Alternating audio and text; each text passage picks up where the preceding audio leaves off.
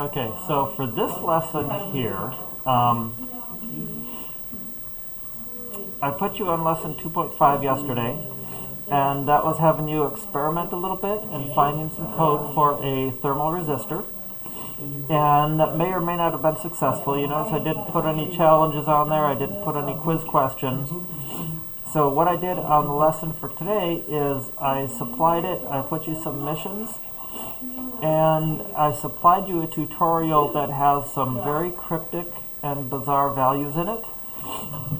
There's a blog post here of understanding this thermistor, and I tried to do a little wiring diagram. And here's a schematic to hook it up. And here's the code. And it's got all sorts of math in here with logarithms and all sorts of stuff to match the component in the Arduino kit. So I supplied the code. We supplied the code for the liquid crystal hookup and the pinout arrangement. And everything is there. So you should be able to upload this. And hey guys, can you hold it down just a second? Hey guys, can you hold it down just a second so I can do a recording here? I can't hear myself. Okay. So the code is here, and it will work on your LCD display. I did put a disclaimer in here that the image wiring and program may not match. Okay. My thing on anything like this is you should learn something from it. Anybody can read instructions, put it together, and it works. What happens when it doesn't? You need to come up with something to solve. So this image here, the wiring here, or the schematic here, which match each other, this does not match the code. There's some things that are wrong. You notice I didn't put any code instructions in here. You know, it's nice to know who wrote it, who modified it, and also wiring instructions. It's really nice to have in your program. This is just a program that, hey, I found it. What do I need to do with it? So I put up a sample wiring and what seems to work. I have the thermal resistor in here. I have the pull-up resistor in here, or the pull-down resistor in here. Kind of a weird way of wiring it. If you look real close at the breadboard, you can get the wiring from there.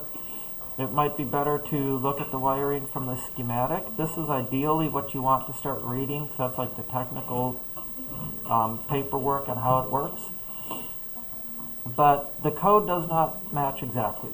So once you upload it, and you think you have it built, this goes into the challenges. And the challenges are this. First mission, write out detailed wiring instructions and include this in your code. Let me put an S in instructions. I'll do that later. No, I'll do it now. Maybe. Wiring instructions and include this in your code. So that's your first mission. So I gave you some examples there. For the wiring instructions, you want to kind of have all of the wires involved, and that makes it easier to rebuild it later if you just have the code. Arduino pin D2 goes to the LCD pin D2. Arduino pin D3 goes to LCD pin D3. Include wiring instructions in your code. That's your first mission, because right now your code and that picture I gave you do not match. So you need to try and get them to match so you have wiring instructions. Next one is edit the code on the LCD. Well, I got a lot of typos here. I guess I made it fast. Edit the code to have the LCD display the temperature in Celsius and Fahrenheit. Currently, it will display in degrees Celsius. LCD. Liquid crystal display. Show temperature in Celsius and Fahrenheit. Seems like there was one other typo in there. Okay, and put a label in there. So on your LCD display, I want you to label it. I'll show you what I have on mine in just a second. Your third mission, should you choose to accept it, is to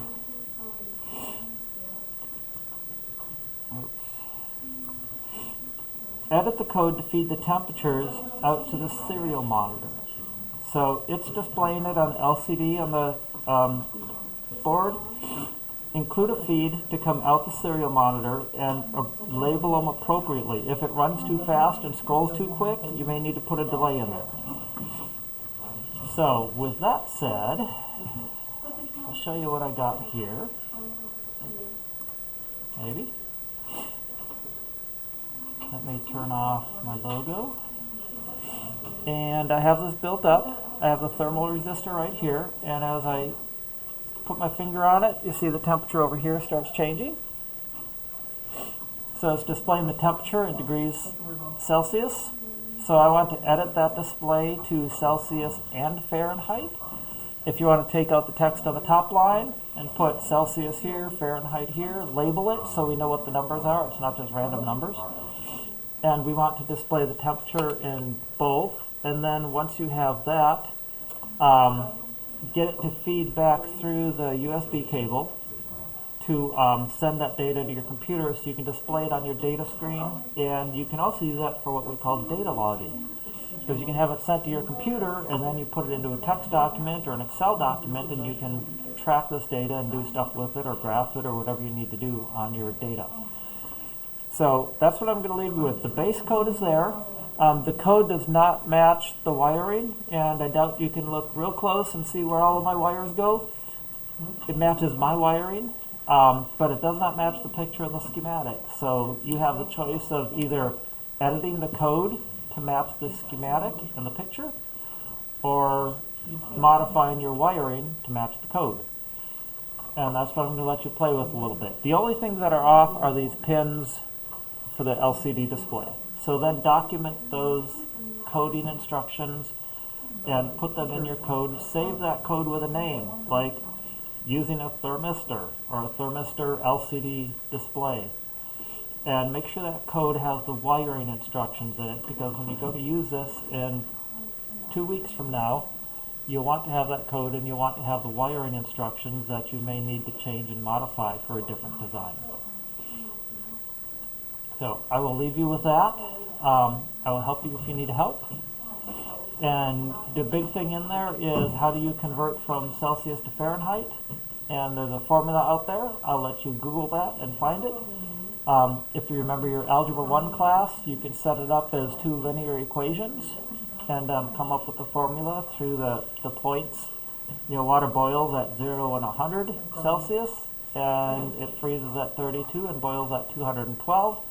You can actually come up with the Fahrenheit to Celsius formula, or you can Google it. How do I convert?